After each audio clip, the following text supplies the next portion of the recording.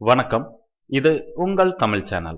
4 நாட்களில் பாஸ்போர்ட் பெற முடியும் என மத்திய வெளியுறவுத்துறை அமைச்சகம் தெரிவித்துள்ளது.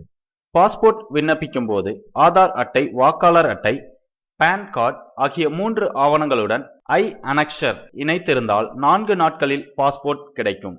மேலும் காவல்துறை சான்றாய்வு பெற வேண்டும் என்பதால் மொபைல் போலீஸ் ஆப் என்ற புதிய செயலி அறிமுகம் செய்யப்பட்டுள்ளது.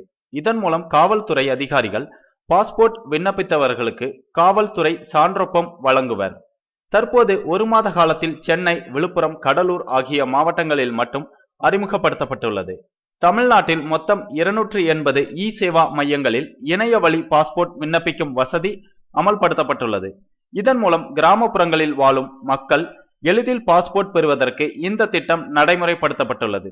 இத்திட்டத்தின் கீழ் பயன்பெற பொதுமக்கள் ரூபாய் 155 செலுத்தினாலே போதுமானது.